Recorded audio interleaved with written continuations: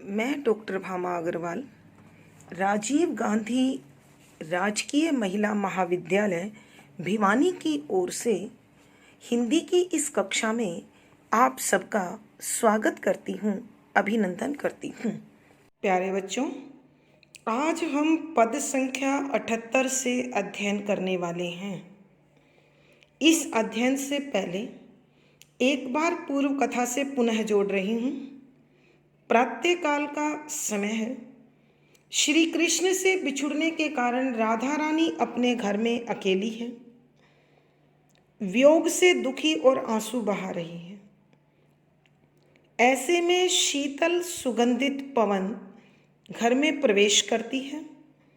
राधा की कारुणिक दशा के कारण सद्भावना से भर जाती है और उनकी पीड़ा को दूर करने की कोशिश करती है। राधा को पवन की यह संवेदना, यह सद्भावना प्रिय नहीं लगती है और वह पवन को बुरा भला कहती है। लेकिन अगले क्षण राधा को स्मरण आता है कि यह पवन तो अत्यंत वेग वाली है, समूची पृथ्वी पर घूमती है, तो मैं अपनी पीड़ा को क्यों ना इसी के माध्यम से मथुरा भेज दूं। ऐसा विचार मन में आने के बाद राधा पवन से आग्रह करती है कि वह मथुरा जाए और श्री कृष्ण के समक्ष उसके कष्ट को बताए, क्योंकि यह तो उसकी उस समय की साथिन है जब कृष्ण और वो दोनों साथ होते थे। ऐसी दुहाई देकर जाने के लिए तैयार करती है। मथुरा का मार्ग समझाती है और मार्ग में मिलने वाले जीव जंतु मनुष्य वनस्पति के प्रति उदार और संवेदनशील व्यवहार का आग्रह करती है, क्योंकि संसार में हम जैसा व्यवहार करते हैं हमें भी वैसा ही मिलता है। मथुरा में पहुंचने पर मथुरा के सौंदर्य का चित्रण करती है और राधा मथुरा में जो व्यवहार पवन ने करना है उसका भी चित्रण करती है। समझाती है कि मथुरा धरती का सबसे सुंदर स्थान है, सौंदर्यशाली है, वैभवशाली है, तो तुम वहाँ का भ्रमण करना, सौंदर्य देखना, आनंद लेना, खुद प्रसन्न होना और दूसरों को भी खुशी देना। अनेक प्रतीक प्रयोग हुए हैं जिनके माध्यम से राधा अपनी मनस्थिति का चित्रण कराना चाहती है। अंत में अब आग्रह कर रही है कि तू मेरी सारी कहानियां बताने के बाद, मेरी सारी पीड़ा समझाने के बाद एक काम तो जरूर करना कि श्री कृष्ण को तू ला सके या ना ला सके, लेकिन कृष्ण से जुड़ी कोई वस्तु जरूर ले आना। अब पवन क्या क्या चीज अपने साथ ला सकती है, उनका आग्रह इस पद में करने की कोशिश की है। जो ला देगी चरण रज तो तू बड़ा पुण्य लेगी, पूता होंगी परम उसको अंग में मैं लगा के, पोतूंगी जो हृदय तल में वेदना दूर होगी, डालूंगी मैं सिर पर उसे आँख में ले मलूंगी। प्रसंग प्रस्तुत पद हमारी हिंदी की पाठ्य पुस्तक आधुनिक हिंदी कविता में संकलित द्विवेदी युगीन कवि अयोध्या सिंह उपाध्याय हरिओद द्वारा रचित खड़ी बोली के प्रथम महाकाव्य प्रिय प्रवास के छठे सर्ग पवन दूती से लिया गया है। संदर्भ: यहाँ राधा पवन के माध्यम से श्री कृष्ण से जुड़ी विभिन्न वस्तुओं को मंगाने की इच्छा रखती है। सबसे पहले राधा आग्रह करती है कि तू उनके पाँव की मिट्टी ही ले आना, और यदि तू मिट्टी ले आई तो मैं किस प्रकार उस मिट्टी का प्रयोग कर अपने मन को समझाऊंगी, उसका विवरण करते हुए राधा रानी कहती है कि सरलार्थ, जो यदि ला देगी ले आएगी चरण रज पाँव की मिट्टी तो तू बड़ा पुण्य लेगी, कि तुझे बड़ा धर्म होगा, मेरा तो कल्याण कर देगी, इसलिए मैं तुझे बड़ी आशीष दूंगी। पूता होंगी, पूता होती है पवित्र, होंगी माने हो जाऊंगी, परम माने अत्यधिक, उसको माने मिट्टी को लेकर अंग में मैं लगा के, अंग शरीर के भाग, कि मैं अपने शरीर पर भस्म की भांति जब उसे लगाऊंगी तो मैं अत्यधिक पवित्र हो जाऊंगी। अर्थात कहने का भाव है कि उस मिट्टी को शरीर से लगाकर मैं भी श्री कृष्ण में ही रम जाऊंगी, वही स्वरूप प्राप्त कर लूँगी। पोतूंगी जो हृदय तल में, पोतूंगी लीप लूँगी, लगा लूँगी, जो यदि हृदय तल में, कि अगर मैं अपने मन पर उसे लगाऊंगी, हृदय में उसे लगाऊंगी, वेदना दूर होगी, कि मेरी विरह की जो पीड़ा है दूर हो जाएगी। अर्थात यह पाँव की मिट्टी मेरे लिए किसी मरहम से कम नहीं होगी, संजीवनी बूटी से कम नहीं होगी। डालूंगी मैं सिर पर उसे, कि मैं उसे अपने सिर पर डाल लूँगी, तो मेरा जो बौद्धिक तत्व है, मेरी जो बुद्धि है, मेरा जो सिर है, वो उन्हीं के अनुसार सोचेगा, उन्हीं के अनुसार विचार करेगा। आँख में ले मलूँगी, कि उस मिट्टी को मैं अपनी आँखों में लगा लूँगी। अर्थात मेरी आँखों में मिट्टी के रूप में श्री कृष्ण की छवि आकर बस जाएगी। एक बार फिर सुनिए बच्चों, कि पवन कहती है कि मैं यदि मिट्टी ले आई, संभवतः इस प्रकार का वार्तालाप हुआ होगा, तो राधा कह रही है कि यदि तू अपने पाँव की मिट्टी या अपने साथ श्री कृष्ण के पाँव की मिट्टी ले आई तो तुझे बड़ा धर्म होगा, क्योंकि मेरा रोम रोम तुझे दुआएं देगा, आशीष देगा, और मैं उस मिट्टी को अपने शरीर पर लगाकर अत्यंत पवित्र हो जाऊंगी। उसे अपने मन पर, अपने हृदय पर जब लगाऊंगी तो वियोग की पीड़ा समाप्त हो जाएगी। ऐसे समय में वो चरण रज मरहम का कार्य करेगी। मैं यदि उसे अपने सिर पर डाल लूँगी तो मेरे मन में जो चिंता है, जो भय है, जो आशंकित हूँ मैं, वो समाप्त हो जाऊंगी। और यदि उसे मैं आँखों में मल लूँगी तो उस मिट्टी के रूप में श्री कृष्ण मेरी आँखों में आकर बस जाएंगे। अर्थात राधा के कहने का भाव यह है कि श्री कृष्ण की वो चरण रज मेरे लिए जीवनदायिनी बूटी होगी, संजीवनी बूटी होगी।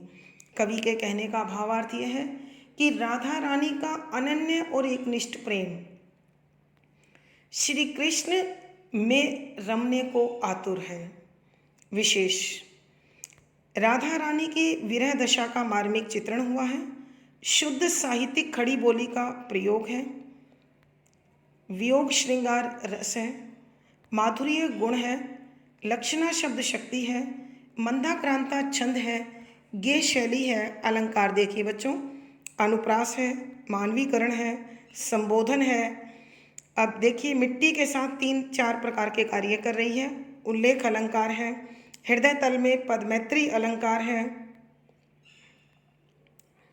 तो प्यारे बच्चों, यहाँ अनुप्रास, मानवीकरण, संबोधन, पदमैत्री, उल्लेख आदि अलंकारों का सुंदर सटीक प्रयोग हुआ है। पद संख्या 79।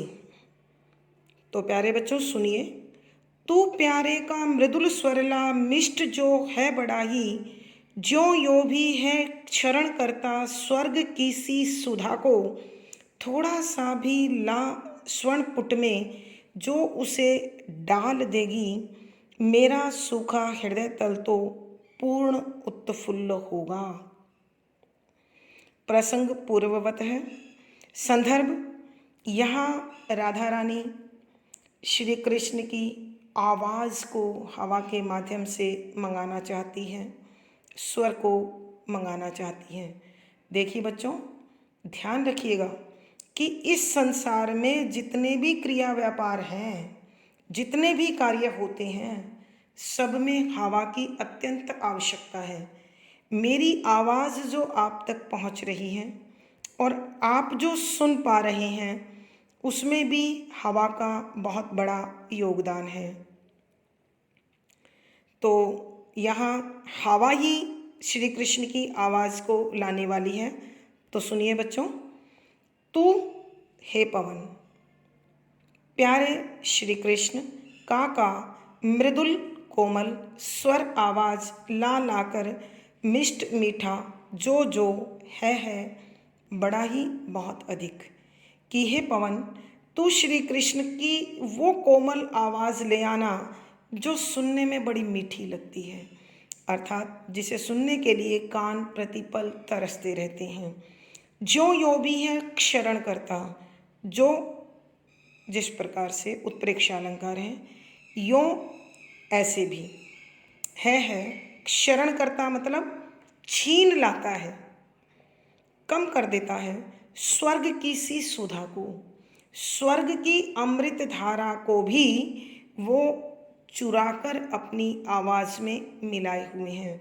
अर्थात स्वर्ग की अमृतमयी वाणी भी उनकी आवाज़ के सामने फीकी है, कमज़ोर है।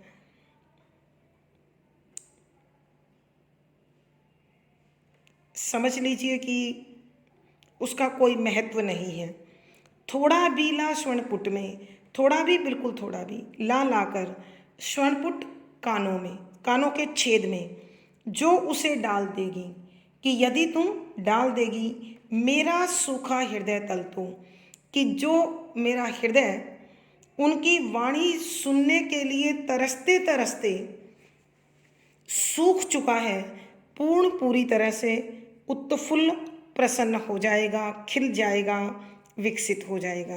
कि हे पवन, एक बार फिर बच्चों ध्यान दीजिए कि हे पवन, यदि तू श्री कृष्ण की कोमल आवाज़ को, जो अत्यंत मीठी है और वैसे भी स्वर्ग की अमृत जैसी ध्वनि को अपने अंदर समेटे हुए है, उससे भी कहीं अधिक मीठी है, उसे लाकर मेरे कानों के छिद्र में जब तू डाल देगी तो वियोग से तड़फता हुआ मेरा हृदय, पीड़ा के कारण सूख चुके मेरे हृदय को एक बार फिर जीवन प्राप्त हो जाएगा और वह पूर्ण रूप से खिल जाएगा, विकसित हो जाएगा, आनंद मग्न हो जाएगा और तुझे उसके कारण बहुत अधिक आशीष हो मिलेगी, तुझे धर्म होगा, पुण्य लाभ होगा।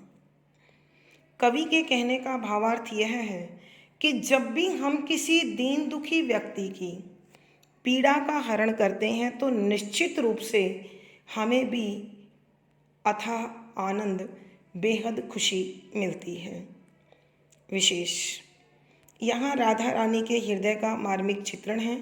साथ ही जैसे को तैसा, या जैसा देंगे वैसा पाएंगे, जैसी करनी वैसी भरनी, जैसी अनेक लोकोक्तियाँ हैं, उनका यहाँ भाव शामिल हुआ है। शुद्ध साहित्यिक खड़ी बोली का प्रयोग है।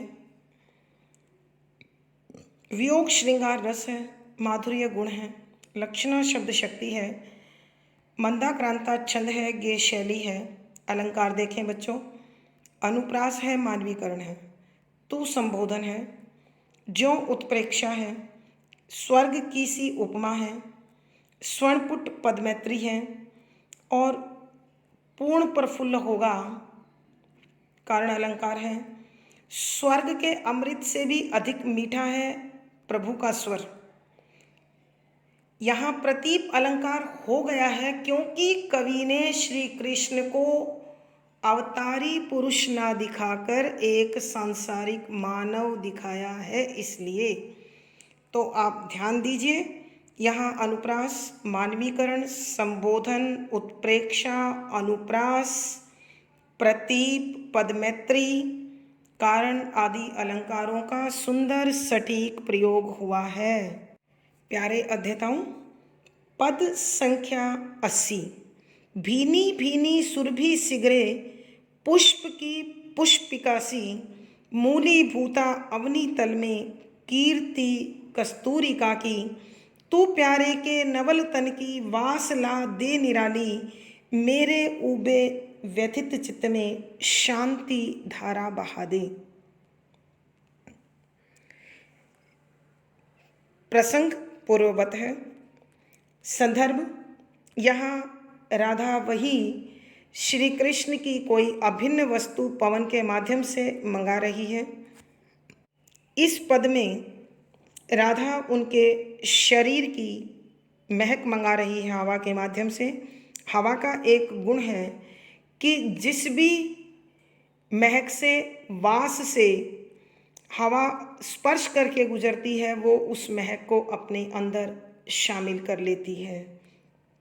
तो श्री कृष्ण के पास पवन गई है, तो उनके शरीर की महक को वो कैसे लाएगी और उसका राधा के शरीर पर क्या प्रभाव पड़ेगा, उसका वर्णन देखिए क्या कहती है। भीनी भीनी यानी अत्यंत मन भावन, सुरभि सुगंध, सिगरे सारे, पुष्प की पुष्पिका सी, फूलों वाले बगीचे के समान। कि श्री कृष्ण के शरीर की जो महक है वो फूलों से भरे हुए बगीचे के समान अत्यधिक मनभावक है, अत्यधिक आनंददायक है। मूली भूता अवनी तल में, मूली भूता माने इस पृथ्वी, अवनी तल है पृथ्वी, मूली भूता माने जीवन का आधार। कीर्ति यश कस्तूरिका की, कि कस्तूरी के समान उनके शरीर की महक पूरी पृथ्वी पर जीवन का कारण बनी हुई है और यह उन्हें यश प्राप्त है। बच्चों, संभवतः कस्तूरी क्या होती है इसकी आपको जानकारी होगी। कस्तूरी 12 सींगा अर्थात ऐसा हिरण जिसके सींग की 12 शाखा प्रशाखाएं होती हैं, उस हिरण की नाभि में एक सुगंधित पदार्थ होता है जिसकी जानकारी उसे नहीं होती, लेकिन पूरी पृथ्वी उसके कारण महकने लगती है। तो यहाँ पृथ्वी पर जितनी भी सुगंधें हैं, जितनी भी प्रकार की महक है, वो सब श्री कृष्ण के शरीर से निकलने वाली कस्तूरी की महक से भरी हुई हैं, जीवन प्राप्त करती हैं, सौंदर्य प्राप्त करती हैं। तू प्यारे के नवल तन की, तू पवन, प्यारे के श्री कृष्ण के नवल तन नवीन शरीर की। देखिए बच्चों, आपको मालूम होगा कि राधा और कृष्ण किशोर हैं, दोनों नवयौवन की ओर जा रहे हैं। वास ला दे निराली, कि श्री कृष्ण के नए नए शरीर की अद्भुत सुगंध को मुझे लाकर दे दे। मेरे ऊबे व्यथित चित्त में, मेरे ऊबे जिसको आप इंग्लिश में बोर बोलते हैं, घुटन भरा, व्यथित दुखी चित्त मन, शांति धारा बहा दे, कि आनंद का प्रवाह बहा दे। कि हे पवन, तुम श्री कृष्ण के नए नए शरीर की अद्भुत सुगंध को लाकर मेरे घुटन भरे दुखी मन को एक नया जीवन दे दे, संतोष दे दे, शांति दे दे। एक बार फिर बच्चों, कि हे पवन तू जा, श्री कृष्ण के शरीर में जो फूलों से भरे बगीचे जैसी मनभावक आनंददायक सुगंध है उसे ले आ, जो पूरी पृथ्वी में कस्तूरी के समान हर प्रकार की सुगंध को जन्म देने वाली है और उसे ऐसा गौरव प्राप्त है। ऐसे नए नए शरीर वाले श्री कृष्ण की अद्भुत अलौकिक सुगंध को लाकर तू मेरे इस घुटन भरे दुखी मन में नया संतोष और शांति भर दे, सुख दे दे। कवि के कहने का भावार्थ यह है कि इस संसार के प्रत्येक सौंदर्य में, श्री कृष्ण के सौंदर्य का बहुत बड़ा हाथ है, वही इस सब सौंदर्य का कारण है। विशेष यहाँ राधा की विरह दशा के साथ श्री कृष्ण के अद्भुत तत्वों का भी उल्लेख है। शुद्ध साहित्यिक खड़ी बोली है, वियोग श्रृंगार रस है, माधुर्य छंद है, माधुर्य काव्य का गुण है, मंदाक्रांता छंद है, गेय शैली है, लक्षणा शब्द शक्ति है, अलंकार देखें बच्चों, अनुप्रास और मानवीकरण तो है ही, भीनी भीनी पुनरुक्ति प्रकाश, पुष्पिकासी उपमा, कीर्ति कस्तूरिका की, रूपक अलंकार। और राधा चाहती है मेरे ऊबे व्यथित चित्त में शांति धारा बहा दे, फिर रूपक अलंकार। तो इस पद में अनुप्रास, मानवीकरण, रूपक, उपमा, संबोधन आदि अलंकारों का सुंदर सटीक प्रयोग हुआ है। पद संख्या 81। प्यारे अध्येताओं ध्यान दीजिए। होते होवे पतित कण जो अंग राग आदि को के, धीरे धीरे वहन करके तू उन्हीं को जड़ाला, कोई माला कुसुम प्रिय के कंठ संलग्न जो हो, तो यत्नों से विकंच उसका पुष्प ही एक ला दे। प्रसंग पूर्ववत। संदर्भ वही राधा रानी श्री कृष्ण से जुड़ी किसी न किसी वस्तु को प्राप्त करके अपने मन को तसल्ली देना चाहती है, सांत्वना देना चाहती है। पवन अपने साथ क्या लाए और कैसे लाए, यह समझाते हुए राधा कहती है, होते होवे पतित कण जो। पतित माने गिरे हुए, कण माने छोटे छोटे टुकड़े। किसके? अंगराग। अंगराग होता है शरीर पर लगाने वाला लेप, जिसे हम उबटन भी कहते हैं।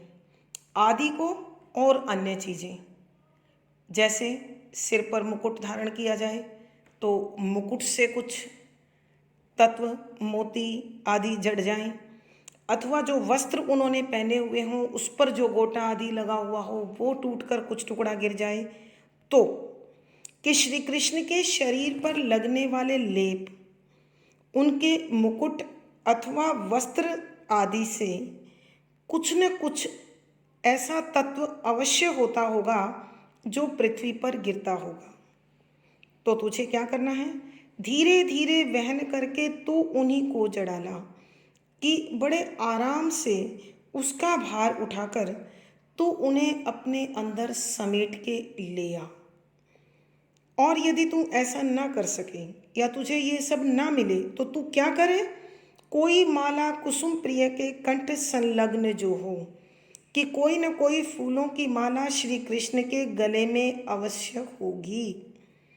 तो फिर यत्न से, बड़े प्रयास के साथ, कोशिश के साथ विकंच खींच कर निकालना, उसका पुष्प फूल ही एक ला दे, कि उनके गले में जो फूलों की माला उन्होंने सजाई हुई होगी, तो बड़े प्रयास के साथ, कोशिश के साथ उस माला का ही कोई एक फूल तू निकाल कर मुझे लाकर दे दे।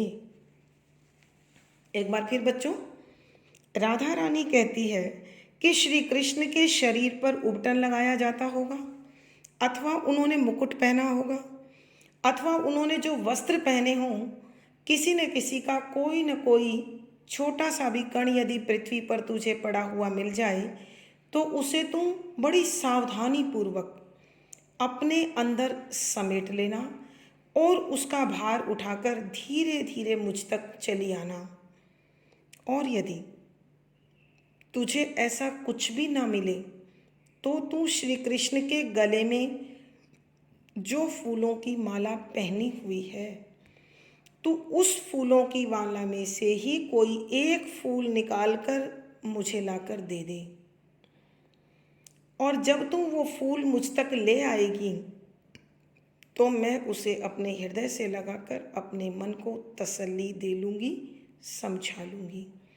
कवि के कहने का भावार्थ यह है कि हमें जो प्रिय होता है उससे जुड़ा प्रत्येक तत्व भी उसी के समान प्रिय होता है और उसे हम अपने निकट रखकर अपने प्रिय की अनुभूति, निकटता का आभास लेते हैं, उसकी निकटता को महसूस करते हैं। विशेष राधा की विरह दशा और एक मनोवैज्ञानिक सत्य का उद्घाटन किया गया है। शुद्ध साहित्यिक खड़ी बोली का प्रयोग है। वियोग श्रृंगार रस है, माधुर्य गुण है, लक्षणा शब्द शक्ति है, मंदाक्रांता छंद है, गे शैली है, अलंकार देखें बच्चों, अनुप्रास और मानवीकरण तो है ही है। धीरे धीरे पुनरुक्ति प्रकाश, तू संबोधन, और यहाँ कारण अलंकार भी। तो बच्चों, अनुप्रास, मानवीकरण, पुनरुक्ति प्रकाश, संबोधन आदि अलंकारों का सुंदर सटीक प्रयोग हुआ है। पद संख्या 82। पूरी होवे न यदि तुझसे अन्य बातें हमारी, तो तू मेरा विनय इतना मान ले ओ चलिया। छू के प्यारे कमल पग को प्यार के साथ आजा, जी जाऊंगी हृदय तल में मैं तुझी को लगा के। प्रसंग पूर्ववत। संदर्भ, यहाँ राधा रानी पवन से अनेक अभिन्न वस्तुएं श्री कृष्ण की मंगाना चाहती हैं, लेकिन जब उसे लगता है कि शायद पवन ये सब ना ला पाए, तो फिर आखिरी में पवन से आग्रह करती है कि कोई बात नहीं पवन, यदि तू कुछ भी ना ला पाए तो मेरा इतना सा काम तो ज़रूर कर देना। कितना सा काम कर देना? पूरी होवे ना यदि तुझसे, कि यदि तू पूरी ना कर पाए क्या अन्य बातें हमारी, कि वो सब बातें जो मैंने तुझे अभी तक कही है, कि श्री कृष्ण से जुड़ी विभिन्न वस्तुओं का नाम जो मैंने दिया है, यदि वो तुझसे नहीं उठाकर लाए जाएं तो फिर तू मेरा विनय इतना, कि मेरा इतना सा आग्रह मान लेना, मान ले ओ चलिया, कि तू मान और वापस आ जा। लेकिन वापस आने से पहले तुझे क्या करना है? छू के प्यारे कमल पग को, कि श्री कृष्ण के कमल जैसे पांवों को छूकर प्यार के साथ, कि बड़े आदर के साथ, बड़े प्यार के साथ, बड़ी श्रद्धा के साथ तू श्री कृष्ण के कमल जैसे पाँव को छू और मेरे पास वापस आ जा। जी जाऊंगी हृदय तल में मैं तुझी को लगा के, कि हे पवन, जब तू श्री कृष्ण के पास उनके चरणों को छूकर लौटकर आएगी तो मैं तुझे ही अपने हृदय से लगा लूँगी, और तू श्री कृष्ण की संदेश वाहिका है, तू श्री कृष्ण से मिलकर आई है। इतना ही काफ़ी है मेरे जीवन के लिए, मेरे आनंद के लिए, मेरी तसल्ली के लिए, कि मैं तो उसी के माध्यम से अपने आप को तसल्ली दे लूँगी, समझा लूँगी। तो हे पवन, यदि तू मेरी सब बातें पूरी नहीं कर पाती है तो मेरी आखिरी इतनी सी विनती मान ले कि तू बड़े प्यार, श्रद्धा और स्नेह के साथ श्री कृष्ण के कमल जैसे पाँव को छू और देख वापस आ जा। जब तू मेरे पास आएगी तो मैं तुझे ही अपने हृदय से लगा लूँगी और अपने मन को तसल्ली दे लूँगी, समझा लूँगी, अपने श्री कृष्ण को अपने निकट महसूस कर लूँगी। कहने का भावार्थ यह है कि प्रिय से जुड़ी अनेक वस्तु जिस प्रकार का आनंद हमें देती है, वो तो एक मनोवैज्ञानिक सत्य है ही, लेकिन यदि कोई प्रिय से संदेशा भी आता है, उधर से महक भी आती है, तो भी हमें जीवन का आनंद का एहसास होता है। यहाँ इसी मनोवैज्ञानिक तथ्य का उद्घाटन किया गया है। विशेष। विशेष। राधा के विरह दशा के साथ साथ कि अभिन्न से जुड़ी वस्तु अभिन्न के समान ही होती है, इस मनोवैज्ञानिक सत्य को भी उद्घाटित किया गया है। शुद्ध साहित्यिक खड़ी बोली का प्रयोग है, वियोग श्रृंगार है, माधुर्य गुण है, लक्षणा शब्द शक्ति है, मंदाक्रांता छंद है, गे शैली है, अलंकार देखें, अनुप्रास है, मानवीकरण है, कमल पग के लिए रूपक अलंकार है, जी जाऊंगी हृदय तल में कारण अलंकार। तो इस पद में अनुप्रास, मानवीकरण, संबोधन, रूपक, कारण आदि अलंकारों का सुंदर सटीक प्रयोग हुआ है। तो प्यारे बच्चों, आज हम पवन दूती कविता का समापन यहाँ पर करते हैं। संभवतः आपको यह कविता अच्छी प्रकार से समझ में आ गई होगी। लंबी कविता है लेकिन बड़ी मनोरम है, आनंददायक है और हमारे मन को छू लेने वाले इसमें अनेक प्रसंग हैं। तो मुझे लगता है कि आपको भी उतना ही आनंद सुनने में, समझने में आया होगा जितना मुझे यहाँ प्रकट करने में, समझाने में आया है। तो आपने कैसा अनुभव किया है कमेंट बॉक्स में लिखकर बताएं। आपको वीडियो पसंद आई होगी, इसे लाइक करें, शेयर करें और चैनल सब्सक्राइब करें। बच्चों, सभी प्रश्नों के उत्तर भी आपको इन व्याख्याओं से प्राप्त हो जाएंगे यदि आपने इसको ध्यानपूर्वक सुना, समझा और आत्मसात कर लिया, यानी पूरी अच्छी तरह उसे समझ लिया। तो धन्यवाद बच्चों, आभार। आपका जीवन और आपका दिन मंगलमय हो, ऐसी शुभकामनाओं के साथ अगली वीडियो में फिर मिलेंगे। धन्यवाद।